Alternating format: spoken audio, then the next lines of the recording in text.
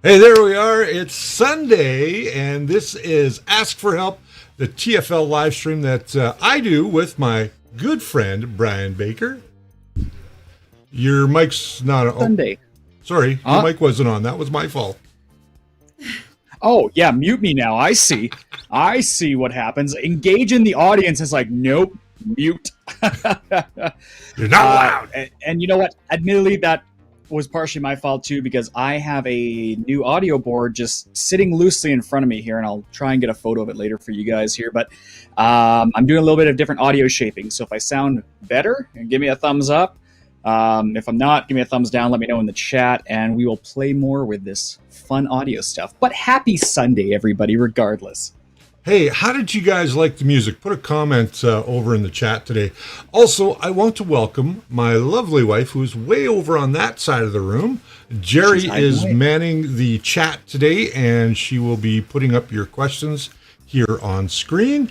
We've got the super chat turned on. We've got some questions that came in through email. And of course, we're going to answer your questions as we do every Sunday. And later today, we are going to be on another show with our good friend Jerry Knapp from 3D Printing and Painting, or 3DHP. And we are totally looking for that. That'll happen an hour after this show. So no that's a leaving. 2 p.m. Mountain, 2 hours after the commencement of this show. I think that's the best way I can describe it. So, yeah, or 1 hour. No, it's 1 hour. 1 hour after. 1 hour after the end of the show. Yes, but 2 hours from now, roughly. So 2 p.m. is what it'll be locally here. Right. I will post a link to that stream just so you guys have it on hand for afterwards, because we do need a little air break in between. Two shows. I'm going to probably need another coffee. Yeah, no kidding. I'm still nursing my first one from this morning, actually. This is my third or second. I should be drinking it out of this mug. You guys know this mug. But it doesn't hold this one holds more coffee. Exactly. And I've got my bottle of water with my nice little NASA sticker. And then for those of you who ever want to know, this is the thermo flask from Costco. It's like a 2-pack. It is awesome if you need a water. There you go. Until we make our own first layer ones and we become like Linus Tech Tips and do, you know. That's right. TFLstore.com.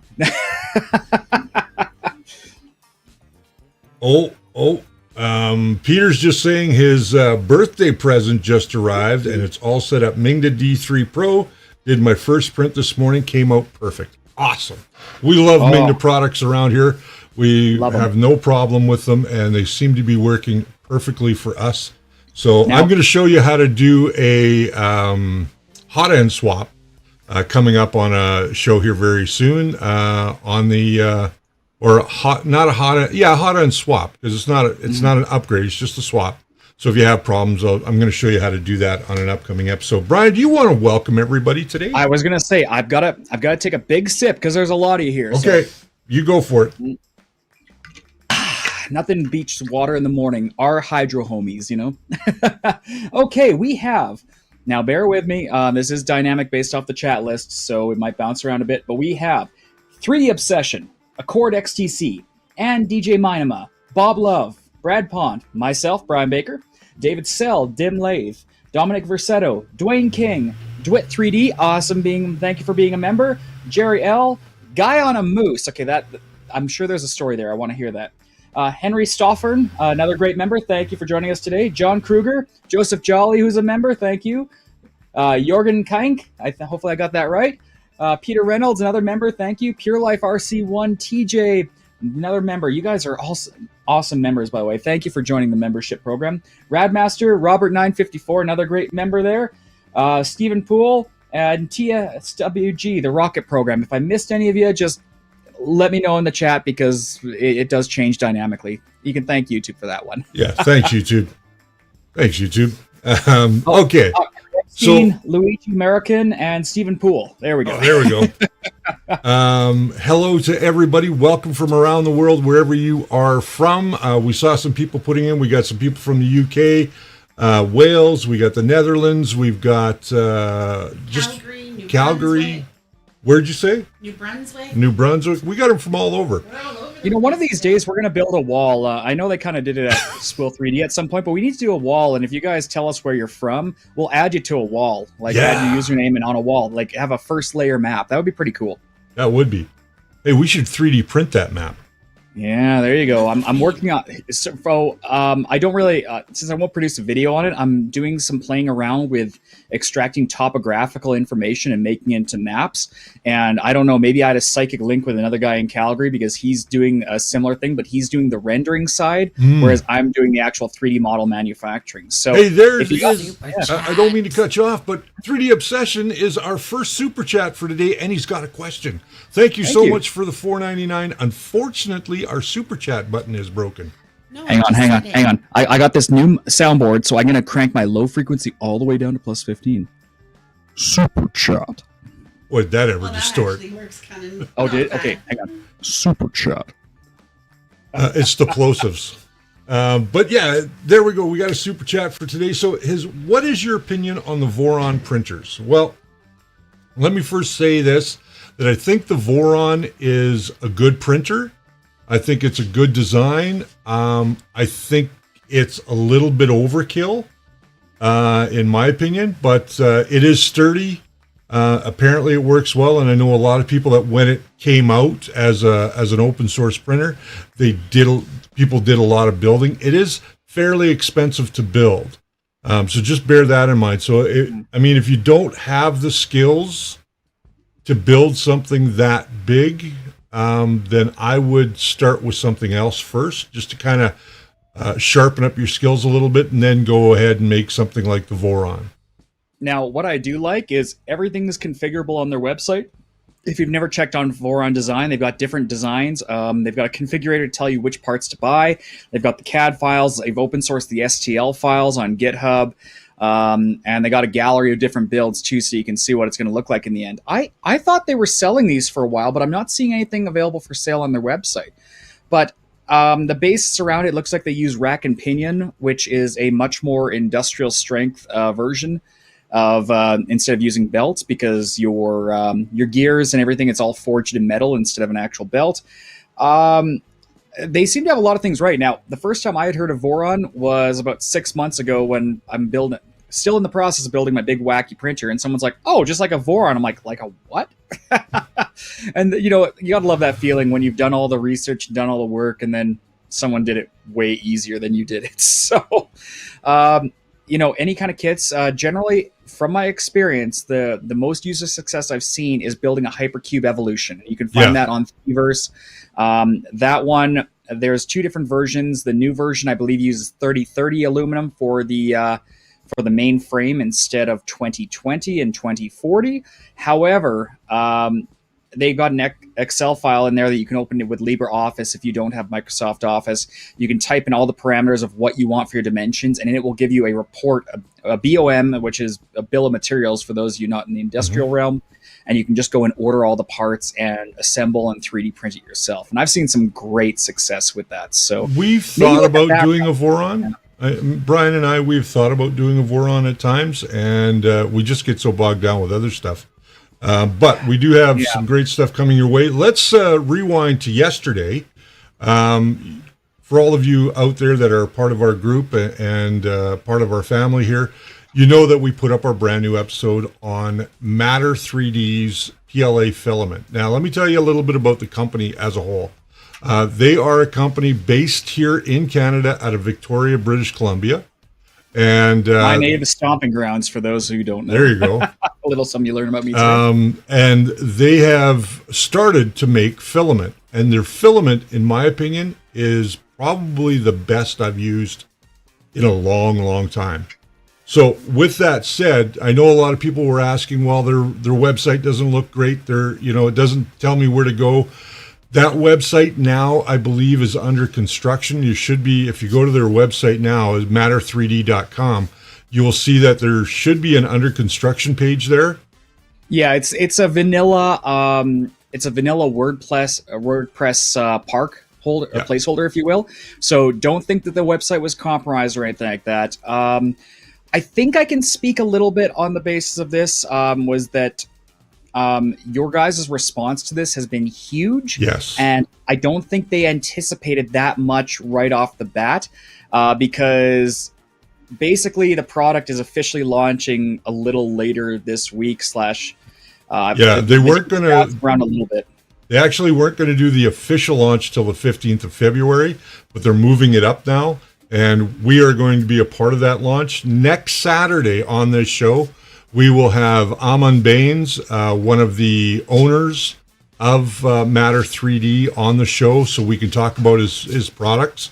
And he can give you some insights into how they're made, what questions you may have about them, and he can talk to that. So make sure that you go ahead. Go ahead. Oh, I was just gonna say, we didn't kind of dive too deep into the print results on our video because we had so much informative content to go through there. So I'm gonna show it to you guys today, just because we had a couple stills on the Facebook group there. So this is the crystal. You know what? They call it transparent PLA, and this really takes transparent to a new level. It sure does. This is a single layer, as you can see, just a quick run of vase mode and Prusa slicer, and it is quite line visible because I did a 0.2 layer height instead of a thinner one. Now, I wanted to show you guys how clear this stuff is. Okay, this is what blew my mind. I'm gonna hold this little paintbrush here inside on the back, and I do have a lot of light in this room, so let me know if it's not coming through clear, and I'll dim the lights a little bit here. But you can basically see that paintbrush right through there. Hang on, let's take you into darkness so that you guys can see how much fill light I actually put on myself here. Okay, there's one light down, there's two lights down, so that's just two of the fill lights. Look at that brush. That's me moving around the sides and everything. And that applies to any color. I can even hold up 3 fingers, and you can actually, when the background is a little bit different color, you can actually see my 3 fingers clearly. This is clean stuff, guys. This is the clearest transparent PLA I have ever worked with. And that's not any kind of like special endorsement. This is literally the clearest I've ever dealt with. And if you've printed with any kind of transparent material, it's technically translucent, which means partially transparent but not see-through. I think with the right process settings, someone might be able to actually make a clear glass with polishing out of this, like just a clear plexi sheet. And I may try that at some point, but that just shows how virgin this material is. Okay, so with that said, I will tell you the price of their PLA is $29.99. And we are going to be showing you later on in the month of February their ABS and maybe some of their other products that are coming in as well.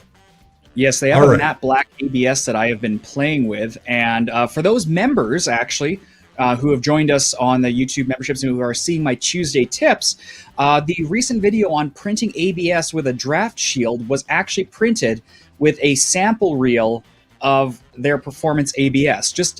And I wanted to really put it through its paces. So I said, hey, you know what? Can I do something with this that I can't normally do? And there were some very interesting results on there. So if you're an infill member higher, which I think was $4.99 a month, if I recall, you'll get access to those extra videos. And eventually, when we get a bunch of them, we're going to compile them into a big regular episode and release it on the channel here.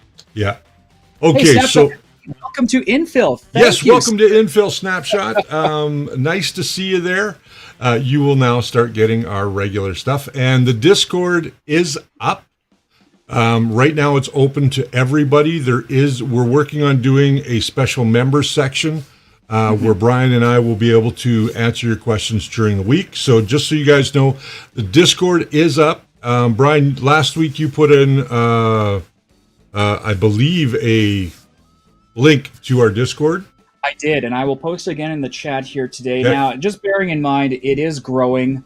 We're going to suffer growing pains with this because I have to manually add each person right now to the higher roles. So if you click on the link and you join right away, you're just going to you're going to have access to most stuff, but not everything. But if you're a member and it's not showing your correct roles, just send me a message on there. I'm under there as Xprob, for those of you who don't know me, and you'll be able to find, just send me a message and I will change your role manually.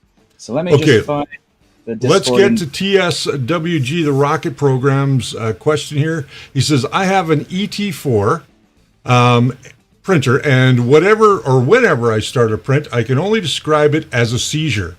The E-steps goes crazy, and the X and Y axis goes to the right back corner and just keeps running the motor. Okay, so here's probably what's happening. This is going to be in your firmware, that your directions need to be reversed. So you can do that by adding true or false to the X and Y and the E-steppers. So what you're going to do is you're going to go in, and if it says true, you're just going to change it to false for those. I don't have mine up right now, but at the end of the day, sorry, I'm like a squirrel today. My focus got taken away. We don't have it up today, but be sure, TSWG, to drop me a email to questions@thefirstlayer.com and just highlight in the subject matter that this is for Richard, and I will have a look at your config file, your config.h file, and your config advanced file. I need you to send me both those files, and I'll have a look at them, okay? Yeah, now the only thing I can suggest in the meantime is if, without knowing your ET3D, if you have done a firmware upgrade recently and you have trinamic steppers, sometimes with these boards you do need to reinitialize the EEPROM after flashing it. Otherwise, the E-steps of the trinamics are roughly double or so. So sometimes when it goes to the center, it's actually flying off the corner of the bed and crashing. And you may think the motors are continuously running, but they're just trying to print, a double size volume and all that. So take a look at that in the meantime. Let us know. Yeah. Now let's get to our first question here from a viewer by the name of Steve Carvelis. He's South Florida guy.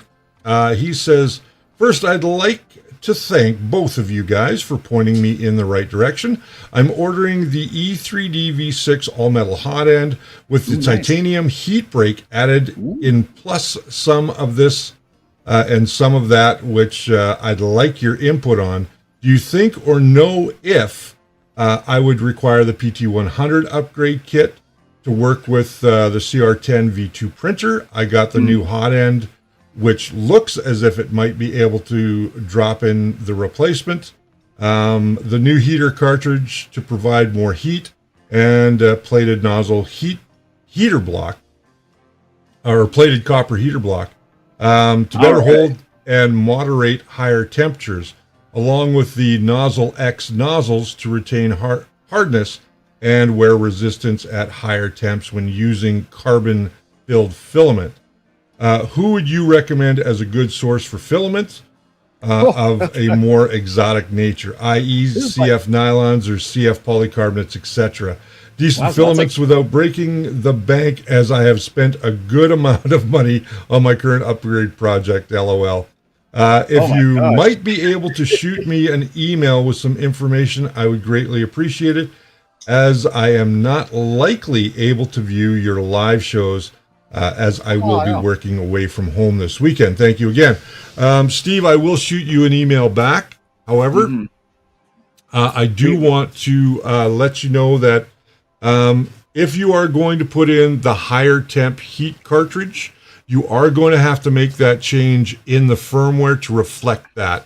Otherwise, it's just going to heat up to whatever the firmware tells it can go to as max. Now, if you want to print with those higher temps, you are going to have to change that in your firmware. So that's really the big thing. I think what you're getting to here in wanting to print with more exotics is a good thing. And you're on the right path to the upgrades that I would recommend with the PT100 heater cartridge and the Nozzle X and the titanium heat break. I think you're in the right boat. I would also want to monitor more of what's going on with your printer as you're trying to print that. And you may need to buy an enclosure of some sort or make an enclosure of some sort for those higher temperature products so that they don't warp or delaminate during the printing cycle because of temperature fluctuations. DeWitt 3D member upgrade. You upgraded your membership to the top layer. Thank you very much. We do appreciate that. Now, for those of you who don't know Dwit 3D, our good friend Tim O'Coin here, he has just started up his channel, actually, because he runs his own business in Calgary. Yes. And it's a variation of 3D printing and vinyl cutting and print and design, if you will. It's a really cool channel, and we want to get him rolling into that 1,000 subs real quick. So be sure to go over and give him a subscription, because he's a good friend of us, and he's really got some cool views on the stuff he's got there. Yes. Now, the only thing I wanted to comment on with the last question, specifically the PT100, there's been a lot of questions surrounding this, and I wanted to give you a quick crash course on the difference between a thermocouple, which is what the PT100 is, and an RTD or a thermistor and what that is. So a thermistor is a thermal resistor, which means the resistance of it changes as it gets warmer or gets cooler. Now, the downside with RTDs is that they only go up to roughly 860 degrees, and you need a really precise A to D, which is analog to digital converter, to be able to differentiate on smaller temperature deviations, especially as you reach the higher end. A PT100 is a thermocouple, and what this is it's a special kind of wire and an end with two different metal types. And you'll find, if you look up a Type J or a Type K thermocouple, they're all two different metal compounds that have certain electrical properties. And at certain temperatures, it generates minuscule amounts of electricity in volts. And usually it's a very small millivolt amount. Now, no microcontroller right now that's within any reasonable consumer pricing can read those effectively. So what they've done is they create amplifiers and converters that convert it to a nice 0 to 5 volt signal or a various resistance to give you that accurate reading. Now, they are very accurate, and they can go up to, I've seen 1,400, 1,700 degrees and so forth. They're not always very accurate degree to degree. So if you are seeing a lot of temperature oscillation, you'll probably see that there. It's cool to see them coming out, but you are adding one more component into your printer mix. So if you're going to buy the PT100, make sure the probe itself can be replaced, and then you order a couple extra thermocouples because they can be fairly cheap. Mm-hmm. But of course, with if you're going to change any of that out, you're going to have to change out your firmware unless you get the matching thermistor that came with your machine. Yes. All right, Jerry's got another question for us here from Robert954. He says, can you explain the warranty on BTT TFT screen? Mine died last week and BTT will not replace it. The screen is only 6 months old. Is there something I am missing? I believe that they only have a 90-day warranty on their parts, with the exception of their boards, which I believe are 1 year. Yeah, I think their boards are 1 year, but their screens are only 90 days for whatever reason. And that's probably why you're not getting any help from them. Brian, do you know anything more than that? I'm looking up their official warranty right now to find out what their deal. Okay, so technically you're supposed to be getting a year according to their website. It says, okay. But they're referring to the machine, so it might just be their 3D printers are talking about that. Okay. But for wearing parts such as spring steel plates, soft magnetic stickers, heat sinks, etc., is 3 months. Now, here in Canada, that would be very questionable if they would deem an LCD screen as a consumable, which is what that warranty refers to. Truth be told, in my experience, I have never succeeded really in... Actually, I shouldn't say that. I've only succeeded in getting one warranty replacement, and that's because the part never showed up. And funny story, that was from Big Tree Tech, and I ordered it Christmas or Boxing Day of 2019, and it showed up at my office in Calgary in August. It even had free Christmas little antler things to clip on you. The mail system's borked right now here. So the reality is, I would say just cut your losses and maybe order a replacement one from Amazon. The good thing about Amazon is if anything goes wrong with it, you can send it back. And, fortunate for us, unfortunate for the seller is that Amazon takes that for granted and says, you know what, you can basically return it and we're not going to bother checking it. It just gets sent back to the vendor. So a lot of people, don't be that jerk who clogs a hot end and then sends it back to Amazon, please. That's just not, it's going to ruin sellers. But, if you have something that's truly defective and they're not willing to send you a replacement one, utilize those services. Sometimes people go all the way up to getting a chargeback on your credit card. And if that's what it requires, well, yeah, you might be able to get some leverage there. I don't know what the payment processor is direct from Big Tree Tech. But, honestly, I haven't had failure of their products yet myself, so I haven't tried their warranty service. But if you do let us know and what exactly is going wrong in the chat, I might be able to guide you in the right direction to fix it, repair it, get it working within your means until you can acquire a new one. Just let me know. We have contacts at BT, so we'll talk with them as well on your behalf and see if we can't get some more information on their warranty for you. Just remind us by either putting something over on Facebook or sending us a reminder to questions@thefirstlayer.com. All right, so we are at Holy Christmas. We're already at the halfway point. We were late. Yeah, we've been quite chatty, and I've been a little bit bouncy this week. I'll show you guys behind me here. I've actually started to clean up and upgrade the studio, if you will. I brought my bonsai tree. His name's Klaus. We're moving all of his stuff up here just to add a little bit more green to the room. And, before the show started here, I put in the chat, I really noticed how naked this wall and door is over here. So I've been thinking, what can we do to spice things up in here? So, within reason, I'm open to suggestions. Nothing PG-13 or higher, nothing controversial, but we're gonna be having some fun stuff in here, I think. All right. So Jerry's got a question here from Alec Moore. He says, "Hi, I'm from Manchester. Ender 3 V2 is the print speed is a percentage of the speed, or is it the actual speed, and does it override the slicer settings?" That's a great question because I've been seeing this pop up a lot on I have Boots too. lately. So print speed, when you look at the front of your LCD, and sorry, I don't have a screenshot here, you'll have to trust me. You're going to notice on the main screen, it says FR 100%, and that's referring to feed rate. That's how fast the machine is actually going to move around. Now, any modifiers on that percentage changes whatever it reads in the G code and increases that speed. So let's say if you're telling your printer to run at let's take a nice number, 100 millimeters per second, and you bump that feed rate to 115, it's going to try and move at 115 millimeters per second. Now, this can introduce some interesting caveats with your print.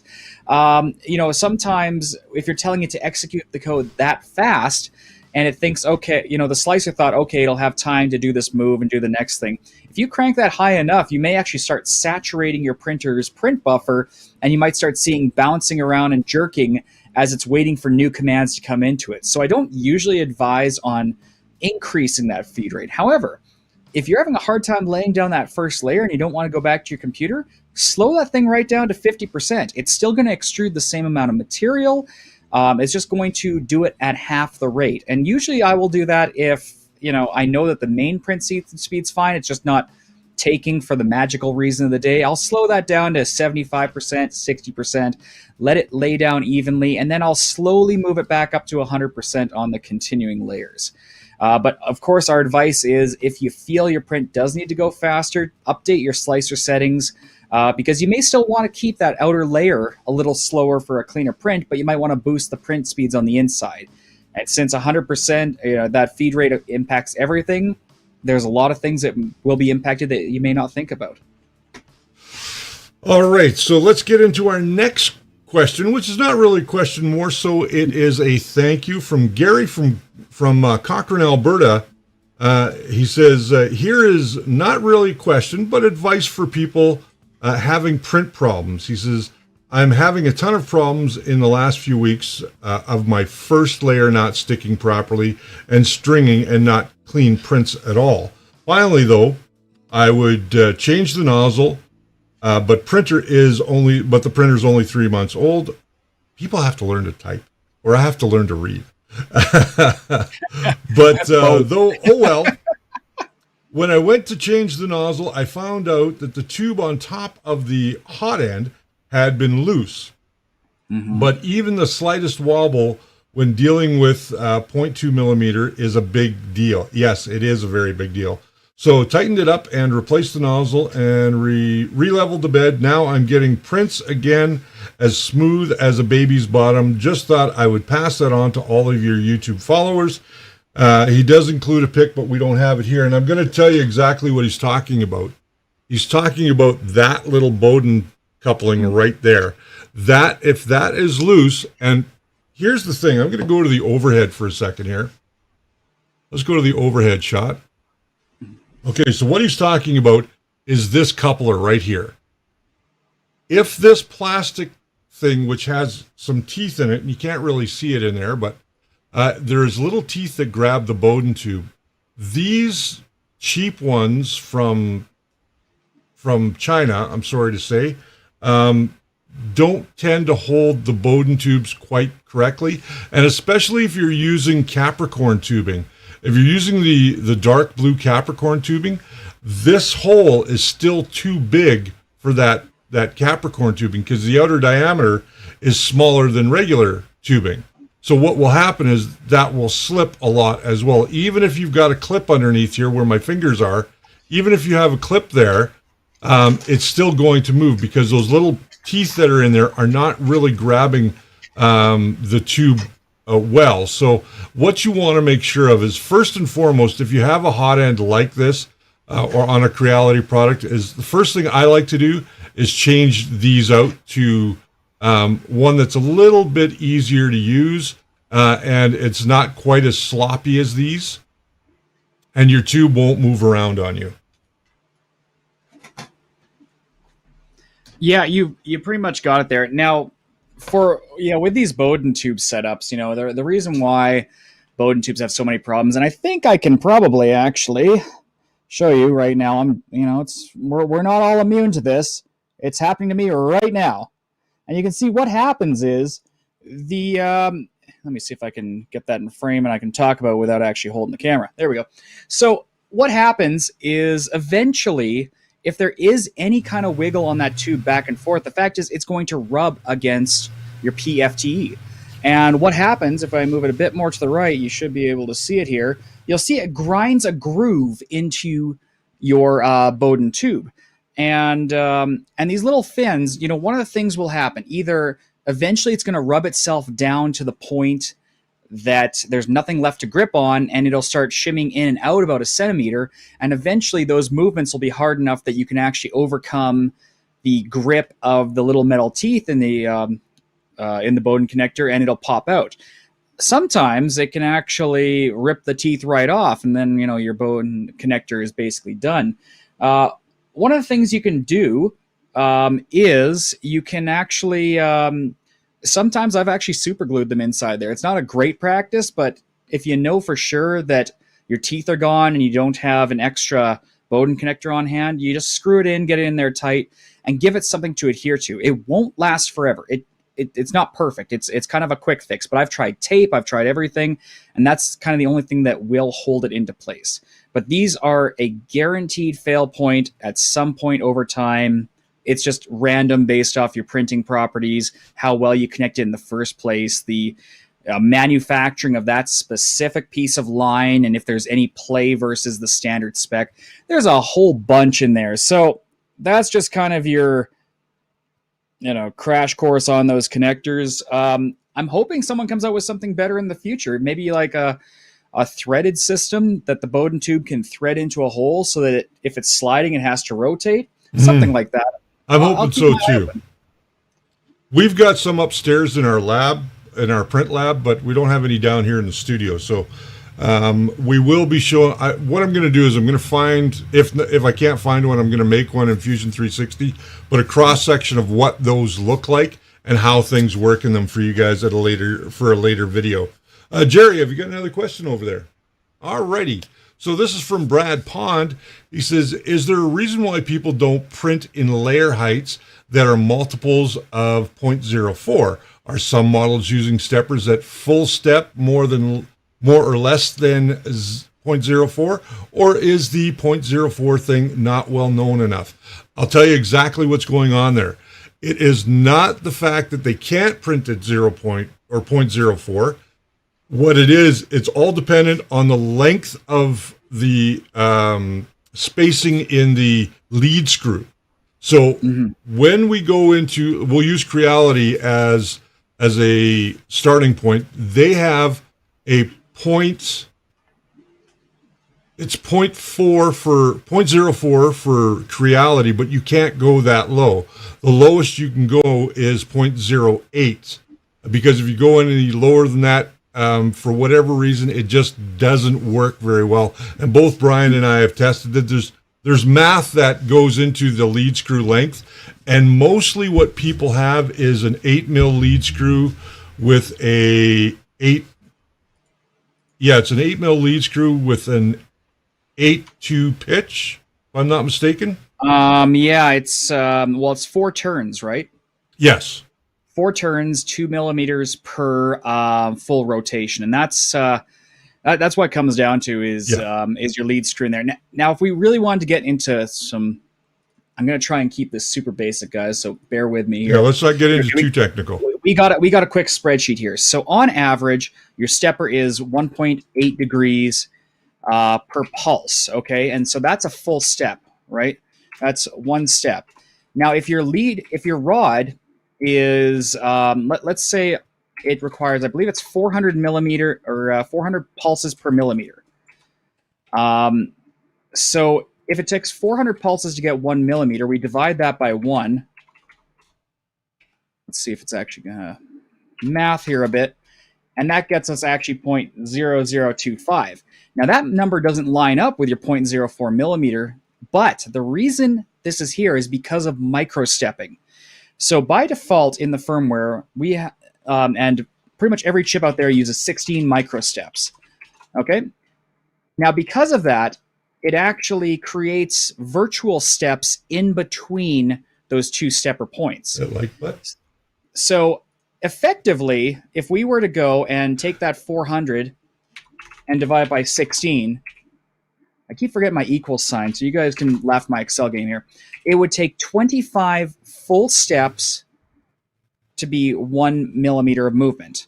And if we divide that, then 1 equals 1 divided by 25, that gets us our 0.4 millimeter layer height.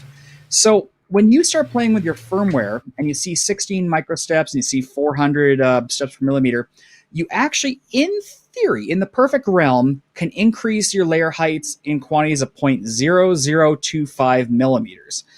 And the reason this is good to know is because a 0.4 millimeter will mean a full step, which means a phase from A1, 1A to, I believe it's 1B, and then 2A to 2B.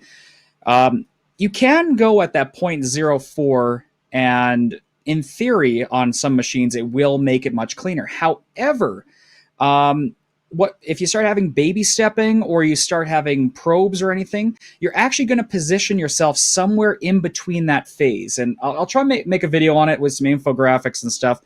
But setting it to 0.04 increments, there's no guarantee it's still going to be a perfect 0.04. But you should be following that, especially with any Creality machine. The only exception to the rule I've seen is the monoprice machines, which have imperial Z rods, and I believe the magic number was I'm going to be rusty on this, 0.1125 or something. Look up magic numbers for that machine. Creality's, every other machine on the market that does use a metric rod, you're going to want to change your layer heights in 0.04 increments. So 0.2, 0.16, 0.12, 0.08, and then if going up 0.24, 0.28. And that's just 100% based off trying to use your Z rod effectively. Hopefully that's not boring details, and hopefully it makes sense to you guys, but it does help to understand the mechanics of these machines to know how to best make a print. Now, with that said, there are 2 great resources out on the market today that are free to you. One is the Prusa calculator, which is put out, of course, by Joseph Prusa. The Prusa calculator, you'll just have to type it into your search in Google, and should be the first one that comes up. Also, Michael from Teaching Tech did a whole new little I guess it's a calculator of sorts that will help you to get the best print possible from your printer. And it goes through all kinds of different steps for tuning your 3D printer.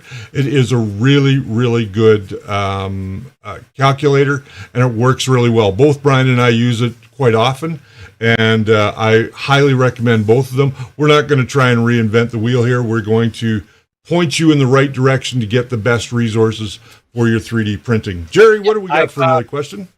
I posted a link for it in the chat. Okay, great. For those of you who don't know about this calibration guide, and we'll be we talking did this with one Michael already, actually. this afternoon. Okay, we have already answered that question. Saying it interpolates essentially. Yeah, you're not wrong. It does interpolate, and it has to do with, you have to understand how an induction curve works and where it sits on the phases. It's some pretty complex math, but just assume it's equal spaces in between those steps, and it'll make a lot of sense. All right, Radmaster says, just started to print with Nylon X carbon fiber. Going good so far. Was looking to print some polycarbonate. Any thoughts on what brand to use? Was looking at Polymaker, Polymax PC, or Prushment PC blends. Both are very good. You can't go wrong with Polymaker stuff. You can't go wrong with the Prushment stuff. Both are very good quality products. And I would also take a look at 3D Fuel. See what they have in their catalog, because they also have a really good catalog as well. I would recommend Matter 3D, but they're still very limited on what they're producing right now. They are going to be getting into some of these higher end products very, very soon, and we're going to let you know as soon as that stuff comes available. So that is my answer to that question. When you're experimenting with new materials, we always do recommend you buy a more expensive reel, because you may think you're doing something wrong with your printer, and you may inadvertently, I'm going to call it, unfix something that was working. So, if the price is daunting to you, and which it can be, I think I've been sitting on this roll of PCTPE forever, basically. If it's daunting to you, buy a smaller roll. Contact the company and see if they'll sell you a sample size, because 100 grams of filament will go a long way sometimes, especially when doing tests. So a lot of companies, I know, you go into a shop and they have samples and you're kind of rolling your eyes. Well, think about, if you do want to try it out, it's $3, $5 instead of potentially $30 if it just does not work in your usage case. Now, the other thing I'm going to recommend to you is that you always print a temperature tower. Doesn't matter what material you're printing with, print a temperature tower. It could be PLA, it could be PETG, it could be polycarbonates. Always print a temperature tower, because the reason that I say that is this is going to be a great indicator of where you're getting your best layer adhesion at what temperature, where you're getting your best bridging, where you're getting your sharpest corners. And this is a simple 1 hour print. That's all it takes. And if you do one of these, this is going to be your saving grace when you're using filament. And I've seen, and I talked about this before when we talked about Aeron filament in the past, because they use a higher concentration of pure material and less garbage, as 3D Fuel does, as Protopasta does, as Matter 3D does, as I talked about in yesterday's video. Printing a temperature tower is essential for all the filaments that you're going to use. If you're switching colors, do a temperature tower. If you're switching brands, do a temperature tower. The reason is that it's going to save you a lot of time down the road with failed prints. This is going to give you all the information that you need to get a successful print out of that material. So let's talk just a couple moments about material, because we did do a very detailed video of PLA this week. But what you got to understand is PLA is a definition of a material subset, if you will. So you've got here, again, we got our super clear print here with the Matter 3D. This is pretty much virgin material. There's almost no additives to it as far as I've seen. And when you get to more virgin material, what happens is your material melting temperature goes up. The reason for that is because most of the filament you see out there originally, when 3D printers came out and it was all Bowden setups, you were limited to 240 degrees. So materials like PETG, ABS, you couldn't really run it very well. So what a company will do is add an additive to the material, which will help reduce the effective melting point of that material while trying to retain the most properties. And this is where you start getting into PLA Plus. This is where you start getting into Pro PLA and all these other brand names, if you will, that it's a different set of additives. And the reason I wanted to show how clear this was originally is because if there were any additives in this material, it would really be showing up on this print, because it doesn't have any color fillers. Now, when you get into the color realm and you deal with companies that they say they have, what's that color coding standard? Always Pantone. Pantone. When they say they have Pantone, that's great. That's awesome. It means they are mixing in enough ingredients in there to maintain a certain color standard even when melted. Now, the downside with going a Pantone route is now you've got a lot of, I'm going to call it contaminants in your virgin material, and so that can change your printing properties. Now, the Pantone route is awesome because, believe it or not, if the colors of the rolls are coming in the same, we know it's actually going to print the same, unless they've changed their supplier of the pellets that feed the actual filament. But this industry, it's all about additives. When we talk about PETG, PETG is a variation of PET, which is, you know what, I got rid of all my bottles up here, but if you have a bottle of Coke on your desk or any kind of soda of your preference that comes in a plastic bottle, that is native PET. PETG, someone's going to critique me. It's either glycol or glycerin. I can't remember. It's glycol. The additive. It is glycol. Okay. Yeah. Glycol is added to make it run smoother through 3D printers and drop that melting point. Yeah. But again, if they get the ratios just slightly different to a batch, that could swing 10 or 20 degrees on your melting point. Yeah. And so this is why we push a temperature tower with every reel. And if you want to find ways to, it's maybe going to use 20 grams of filament, but at a bare minimum, when you buy a new brand, you should start with that. And preferably, we recommend you actually do it every reel change just to make sure the variation hasn't changed. Yeah, exactly. All right, let's get into our next question from Guy on a Moose. Guy, I love that Guy on a Moose. Can you change your name to like Wanhao on a Moose or something? I like Guy on a Moose. I do like Guy on a Moose, but I wouldn't mind trying to strap a printer to an animal. Sure. He says, hello, I upgraded to Marlin 2.0 on my Mega Zero 2.0. Only fighting issue I have is that when I pause a print, the nozzle stays in the part hot. How do I get the Z-lift on a pause? Thank you. That is G-code that you are going to have to add. Let me pull it up here. Where is my Visual Studio Code? I'm going to give you there's an advanced, I believe it's advanced pause that will do this for you. So bear while I find it. Advanced pause feature. Okay. So there's a nozzle park feature and there's an advanced pause, but I believe it's advanced pause you're going to want to enable. There we go. Whoa, look at that fancy stuff. That's what happens when I get the wrong screen. Okay, here we go. So advanced pause is located under configuration.h, and what this feature does is when you hit a pause, it actually goes and, of course, Platform IO takes its time to load up, and handles different things for retraction and so forth. I believe advanced pause and nozzle park require each other to be activated, and I think they moved it to configuration.h. So if we look up nozzle park feature, there it is. Okay, it is under config advanced now. So what you define is when it parks the nozzle, whether as a result of M600 or anything like that, it moves the nozzle parking point to something you've defined. I've modified this one to say bring it to the front of the bed, out 10 millimeters either way. But I think by default, it moves it actually to the back of the bed. It's Y max max position minus 10 or something. But I don't like swinging the bed forward, so I move it to the back. And then it raises the Z, has a certain feed rate limitation, and the Z movements. If you enable this nozzle park here, and you enable advanced pause, when you hit pause, it's going to lift the nozzle and it's going to park it off the print. And that's probably what you're going to want here.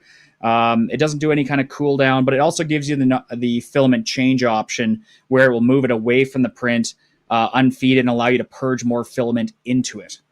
But that's those two features you should definitely turn on every time. All right, let's get to our last question in email today. It says, "Hello, sir. I've been watching many of your videos on YouTube, and I have learned a lot. I am new to 3D printing, and I'm starting to understand how it works." Fantastic.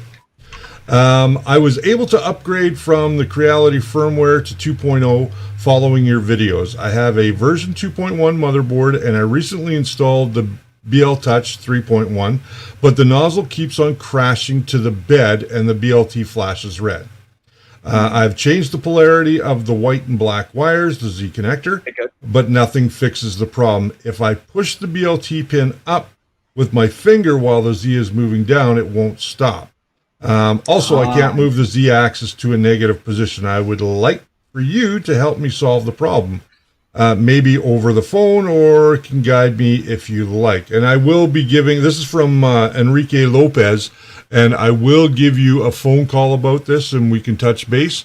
But suffice it to say that what's happening is that if that's happening, two things are going on. One, you don't have the BLTouch enabled in the firmware, and that can happen. Usually when you don't have it enabled in the firmware, it just thinks that it's a regular end stop, and it really isn't.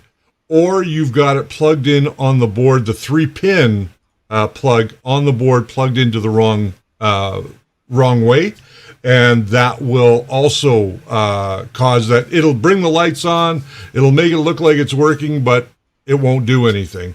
So I will give you a call, and we will sort that out, Enrique, and we'll go from there. Now, Jerry's got another question because we are running out of time, so let's get another question. I'll squeeze this in real quick here. If you are having issues, make sure in your firmware, if you are using the Z end stop for that BLTouch, please uncomment this line. Define Zmin probe uses Zmin end stop pin, because otherwise it tries to use other ports, which I've heard flaky success with. So if you are reusing that end stop, check this line, please. All right, so our last question today is from DeWitt 3D. He says, Lychee or Chi2 box? Thoughts? I like Chi2 box. It works very well. Brian, you use Chi2 box as well, do you not?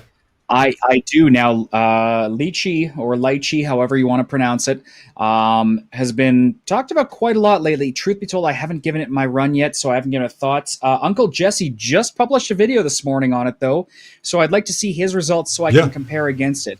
The reason I've stuck with Chi2 box is because it's done a fantastic job so far. It's basically been reliable for me. You know, I can throw something on my machine, and as long as I have done my proper diligence in orienting it properly for an effective support model, it's been good. The only issues I've had really has been me setting the layer cure times too high, so I get a lot of nibs where my support contacts come into place. But I'm going to review Uncle Jesse's review, and I'm going to take a look at see if there's any actual features that warrant jumping over to it. But the fact is, more competition in this space is always better. And we've seen it with Cura, where now Prusa Slicer is really bringing things up for the third-party printers. Yeah, they're bringing the heat. So this 2021 is going to be an awesome year for slicers, and we'll cover them if we think there's any value in me even bothering to try it. But I'm not going to make any calls on these other slicers yet. I can simply say Chi2 box works for me for now. Yeah, I use Chi2 box too. I was using the Wanhao slicer, but now I use Chi2 box for all of my resin printing. And there was a quick question here about what does uncomment mean from Dwayne King? And Dwayne, what that means is that you're taking away the two slashes in the front of that line. If there's two forward slashes in the front of that line, it means that it is commented out. Brian's showing you right there. And so if it's commented, let me just say this, if it's commented out, that means that it's not being read by the motherboard, and it's not being used in the firmware. If it's commented, it won't be that solid green. It'll be colored, and you'll know that the define statement is actually being used by the firmware. So the reason the comments exist is so that the when you compile firmware, it will not, it essentially won't build code for that. So a good example is we're going to write a function called void do nothing, and we're going to put some squiggly brackets because it's C. Let's say we have some syntax errors. Test. I forgot a semicolon. All right. You have something like this. Now, when you go to compile, you can see right away after a few moments, it gives some squiggly lines and it says, incomplete data types not allowed. Things like put in brackets would normally fix this.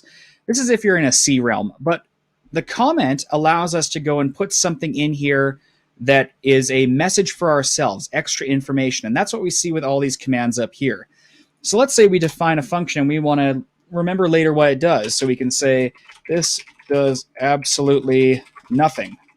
By having the double slashes there, you can see there's no errors on this line. It's just there for information. Now, the variation to this is the multi-line comment, which is a /* that ends with a //. If I were to delete this one right here, it's actually going to go and continue to comment everything below it, and things get really messy with compilers. But it is good for multi-line comments. Now, where it's used in Marlin here is it's used to turn on and off features. The hashtag define is to create a global reference inside your code. And the way they use it is if this is defined or not as defined. So right now, mine here is uncommented, and we can tell because it's pink and it's got blue for a variable reference. And actually, if we mouse over it, gives you information about it, which is kind of cool. But if we decide we don't need that feature, we use 2 slashes, and it turns the whole thing green. And now it's not even being executed. It's just a comment for our information. And that is one of the core fundamentals of C programming. And this is just a general comment for anything you design, is write comments for yourself if you can, because later, if you can't remember what you did or why you did it, you wrote in a reason why there, and yet it's not taking up any memory in your system because it's ignored at the compilation stage. That's why I'm a code monkey, and that's why I've got all sorts of fun stuff. And that's why we let them do that stuff. USBs, all that, yeah. Let me just say, if you've got questions about 3D printing, please send them to questions@thefirstlayer.com. We do appreciate and we welcome everybody's questions there. We try and get to all of your questions on a Saturday or on a Sunday, but we do only have limited time. So if we didn't get you to your question today, we do apologize. And if you really need it answered, please send it to us at questions@thefirstlayer.com. And we will get that up for you on the next episode. Jerry's got one more question that she wants us to answer, so we're going to take that question right now. Da-da-da-da! Comes from Brad Wigton. He says, M600 on Octoprint works up to TP. Up to the point of purge, yeah. Yeah, up to the point of purge. More than it reboots the printer. If I choose continue VZ purge more, I have a BTT Pro, newest Marlin, and Octoprint. Checked all the places for a fix to that. That is a question that I would send to us on Questions on the First Layer so we can do some research for you. So please, Brad, if you would, please send that to questions@thefirstlayer.com because we really don't have a point of reference for it, neither Brian or I, and we don't want to give you the wrong information. So please send that to us. We'll do some research this week on it for you and get you a proper answer. So with that said, I want to thank Jerry. Everybody thank Jerry in the comments today or in the chat. She did a great job on getting the questions out to us as best she could. Did a great job. Who else? I want to thank that guy because he's with us here this week, and I want to thank you guys for joining us and keeping us on our toes again this week. Push that like button.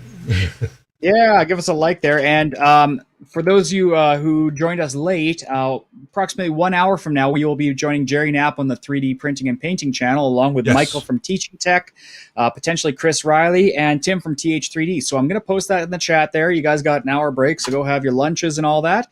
And then if you get a chance, come over and join us and give him some support, because he's a growing channel, and Jerry has always been an amazing supporter of this channel. So we do love to give the love back whenever we can to him. So go and join that if you want to talk with us a little more. He's going to be curating that whole event. I do want to point you towards our new kits that we are starting to curate for you. You saw I put a post on our Facebook yesterday. And Brian, I don't know if you can bring that up or not. We are going to be doing more of these kits throughout the week. We're going to start putting together some for intermediate printers, some for expert printing, and then some for resin printing as well. So we're going to curate the stuff that we think is the best stuff to use based on your skill level. And if you use those links, if you decide to, it certainly helps out the channel, because they are affiliate links to our Amazon store. So for now, we want to say thank you again. Go ahead. I got it. There we go. You can see I've got 3 things in there. Some great filament from Arion. We've got the Mingda D2, which is a great printer for anybody that is starting out. And that book that you see in there, that book is by the 3D Print General. I have it. I think it's a great book. It's great for solving issues. And it's a great book to have as a beginner as well. It's going to answer a lot of questions that you may have going forward. And Brian just put in a link to our basic kit, and you can go and check that out there. There's links in there to take you to our Amazon store. So thank you very much if you are interested in that. I'm going to do another beginner and an intermediate and an expert FDM this week. So be sure, I'll post them in our Facebook, and I'll post them on our community tab here on YouTube. So again, thank you very much for joining us. Thank you, Brian, for being a part of the show again this week. It's always lonely when you're not here. Well, I won't lie to you guys. Honestly, I'm feeling a lot better these days. Right. We definitely had some health issues this year to sort out. So it's good to it's good to feel good again, and I think that's going to be our goal for 2021. Everyone is feel better again. We're getting back into things. There is a light. Just keep on rocking, keep on printing, because remember, the first layer is always your foundation to a great print. You bet. I'm going to say the outro for once. Hey, there you go. So until we see you next time, Brian already said it, so I don't have to. Have a great weekend, and if you like to, come and join us over on the stream in about an hour's time, less than an hour's time. Yeah. Richard, we didn't run the member thing. I read them out at the beginning of the show, but we didn't run our member card. We didn't run our member. Let me quickly do that. Thank you, Henry. I'm going to give you extra bows, Henry. Thank you. There are all of our members. I forgot to do that today. I apologize. So here are all of our members. We have to now go and fix some things because people have moved to different levels. And we have to add some people. So John Moody, Amanda M, BLC Halifax, which I thought was BL Chalifax the other day from Winston Fernandez. DeWitt 3D, who moved his way up today. Dean Hintz, Ian Jones, Morgan Pierce, Joseph Jolly, Pure Life RC1 TJ, Robin Provolo. One of these days I'm going to record these and just start cutting new ones in. Henry Stofferan, Rex Waldy, Peter Reynolds, and now we're back to the beginning. Yeah, so thank you, everybody. I think we actually have more on that now, too. I think after today, I think we do have one new member, so I will add that member. And actually, let me just say, Snapshot FPV, thank you for joining our family over on the member side. And watch for more emojis coming as well. We're going to be adding some new emojis, and you guys can feel free to use those emojis anytime. If you're a member, you can put them here in the chat. And we are going to clean up those badges a little bit because some of them are a little hard to see. So anybody that's already been here for a month, your badges are going to be switching to the 2-month badge here pretty soon. So thank you again. Wow, and we are going to see you guys in another show in less than an hour if you decide you want to join us. If not, we will see you back here next week where we're diving into free slicers for beginners. Next Saturday, we are going to be talking about some of our favorite free slicers and why we think that they would be beneficial for you. And then we're going to start breaking those up and talking about the slicers in a lot more detail in upcoming videos. So Brian and I use them, so we want to impart that knowledge onto you guys and move forward. And then we may talk about some more stuff as well. I'm going to show you how to update a hot end or fix your hot end on a D2 or Mingda D2, which is about the same size as an Ender 3 Pro. And then later I'm going to be showing you how to add a BLTouch to it as well. So a lot of stuff going on in the next few weeks. So Brian's always got tips of the day coming on Tuesdays for our members. So make sure that you give him some love and drop him a comment on those. And I'm working on some stuff on the side that you guys might see a surprise video. So don't rely on our scheduled times. You know, be sure to subscribe and hit that notification bell because there may be a surprise video this week, depending on if I get some feedback. Let's put it that way. There you go. So stay subscribed, and you'll see some awesome stuff coming up from us. And we'll see you guys again next week. Bye for now. Bye for now.